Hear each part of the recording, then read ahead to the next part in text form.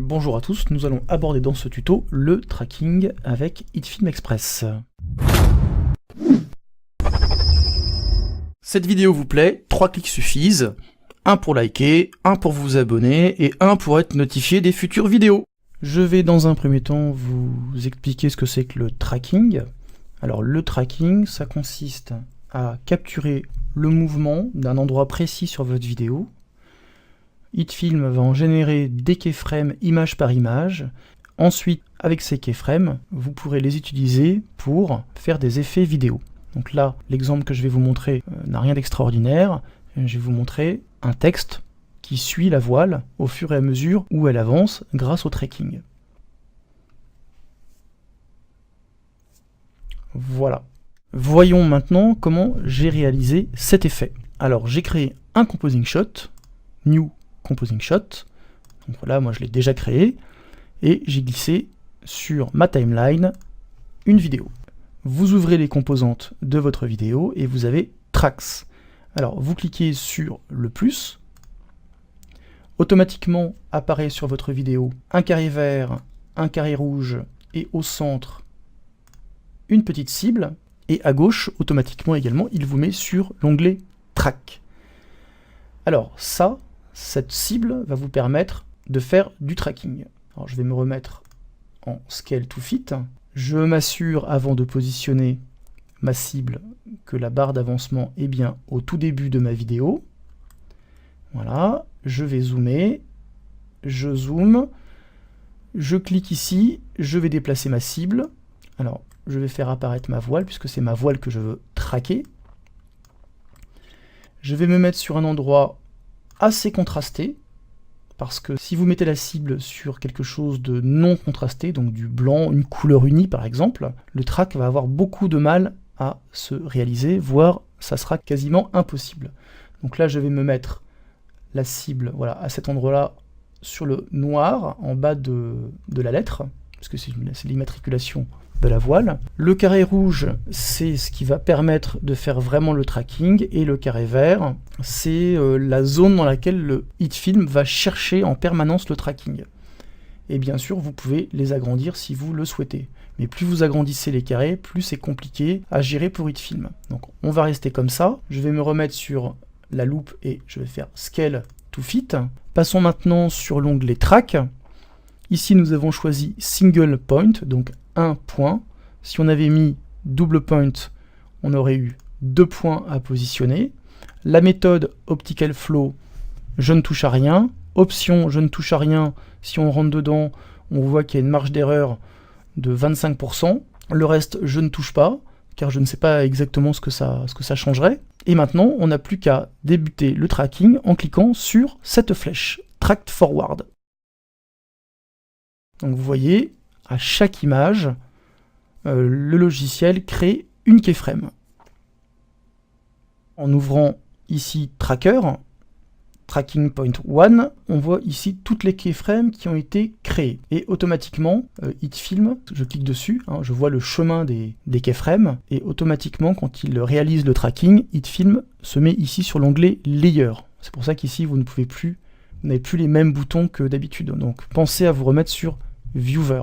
Maintenant, je vais créer mon texte. Alors, je vais cliquer sur A et je vais créer ma sélection. Et maintenant, en cliquant à l'intérieur du rectangle, je vais écrire neige. Je vais renommer le layer. Je vais l'appeler neige.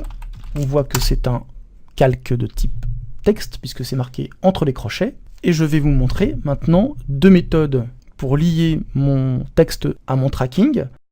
La première, c'est la plus simple, c'est celle que je n'utilise pas car je trouve qu'elle peut poser problème dans certains cas, mais je vais quand même vous montrer les deux. Donc la première, alors sélectionnez votre objet vidéo, vous l'ouvrez, vous cliquez sur Tracking Point, automatiquement vous avez l'onglet Track qui s'affiche, et dans Layer, vous cliquez dessus, vous allez sur le layer qui correspond à mon calque neige, qui est mon texte, vous cliquez sur... Alors avant de cliquer sur Apply, je vous montre ce que ça va faire.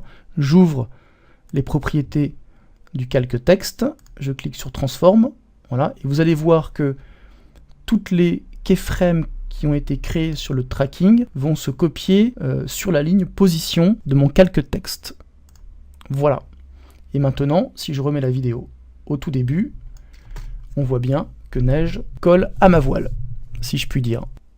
Alors, je vous montre l'inconvénient de cette méthode. Si vous trouvez que le neige est mal placé, et là je trouve qu'il est mal placé puisqu'il est sur la voile, et que vous décidiez par exemple, alors je me remets au tout début de la séquence vidéo, et que vous décidiez en sélectionnant le calque neige, donc d'abord je prends l'outil de sélection et je sélectionne le calque neige, que vous décidiez de mettre neige un petit peu plus haut, voilà, comme ça, en jouant la vidéo, et ben en fait ça se remet sur la voile. Pourquoi? Parce qu'en fait, en faisant ça, je n'ai fait que modifier la keyframe numéro 1, mais dès que je passe à la keyframe numéro 2, eh bien, le processus reprend son cours tel qu'il a été créé initialement. Alors maintenant, je vais vous montrer la deuxième méthode qui permet plus de souplesse. Donc je vais effacer un petit peu tout ça, je vais refaire le ménage et on se retrouve juste après.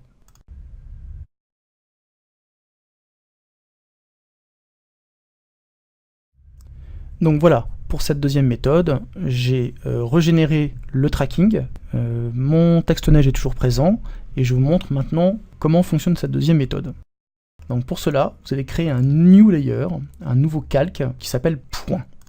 Voilà. Alors je vais le renommer, j'appuie sur F2, et je vais l'appeler ancrage.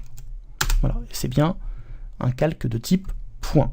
Je vais me mettre sur mon tracking, et l'onglet track apparaît, et je vais chercher dans Layer le calque de point qui s'appelle ancrage. Je vais l'ouvrir pour vous montrer ce qui va se passer. Et maintenant, je vais cliquer sur Apply, c'est-à-dire que je vais appliquer, donc copier-coller les keyframes ici créés sur mon calque ancrage. Voilà. Maintenant, j'ai ce calque ancrage. Je peux le mettre en dessous. Et je vais maintenant sur mon calque texte. Alors ça pourrait être n'importe quoi d'autre, hein. Ça pourrait être un objet, ça pourrait être une image. Et maintenant, dans cette partie-là, où il est noté None, vous cliquez et vous choisissez Ancrage. Voilà. Et automatiquement, le texte suit de la même façon la voile, mais vous remarquez qu'en fait, le texte n'est pas sur la voile, car en fait, il ne fait que suivre la pente, le chemin. Si je vous montre le chemin, en cliquant sur Layer, voilà, si je vous montre le chemin, on voit bien que le chemin que va suivre en fait le tracking, c'est cette ligne bleue en zigzag. Eh bien, mon texte, grâce au calque de type point, eh bien, je peux le positionner où je veux. Alors, je me mets sur Viewer, je peux le positionner où je veux. Alors, j'avance un peu pour tout voir. Si je décide de le mettre ici, par exemple, eh bien, il va suivre le chemin. C'est comme si le chemin bleu qu'on a vu précédemment avait été déplacé à cet endroit-là. C'est-à-dire que ça permet à son objet de ne pas être complètement collé sur le chemin et la position. Alors là, cet exemple, ça s'est bien passé, puisque finalement, la séquence vidéo ne bouge pas beaucoup, mais parfois, ça peut se compliquer. Alors je vais maintenant vous montrer des exemples où ça se complique. Alors voilà, on est sur une autre séquence vidéo qui va plus vite. On ne va voir ensemble que le tracking, on ne va pas remettre de texte. Et on va voir que sur ce genre de film, que sur ce genre de vidéo, ça peut poser des problèmes. Donc vous cliquez sur Track, hein, comme tout à l'heure, et on va mettre la cible sur la tête du paramotoriste.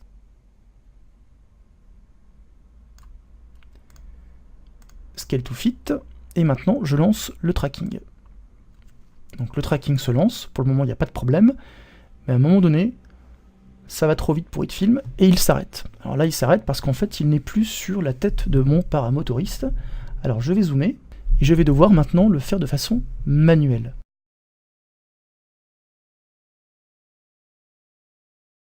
Donc je vais me mettre à ce niveau-là, ici, et je vais devoir cliquer et glisser ma cible sur finalement le casque. Et cliquer sur Track Forward de nouveau. Et là il repère la cible, donc je la remets, je reclique, et en fait on travaille un petit peu image par image, jusqu'à la fin.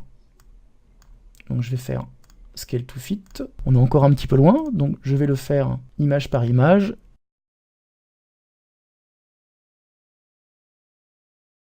Voilà. Et vous avez votre tracking qui s'est fait en partie de façon automatique et en partie de façon manuelle. Ce qu'on aurait pu faire pour éventuellement que ça se passe mieux, alors je vais supprimer ce tracking, je clique droit sur Tracker et je fais Remove, je remets ma vidéo au tout début, et je reclique voilà, sur Track. Ce qu'on aurait pu faire à ce niveau-là, c'est éventuellement créer une zone de tracking plus grande, voilà, comme ça, et la mettre sur mon paramotoriste. Ce qui fait que la zone étant plus grande, ça permet au logiciel de mieux s'y retrouver. D'ailleurs, si je lance le tracking,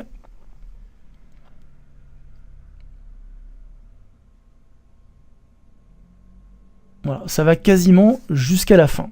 Quasiment.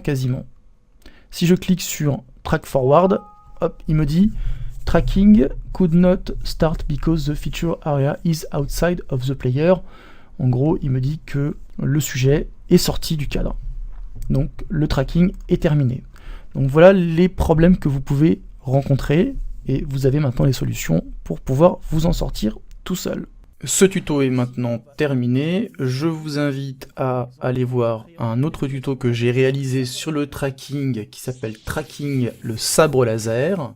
Si vous avez aimé la vidéo, vous pouvez la liker, vous pouvez également vous abonner à ma chaîne et vous pouvez, si vous le souhaitez, cliquer sur la cloche de notification pour être averti des futures vidéos. Merci, à bientôt.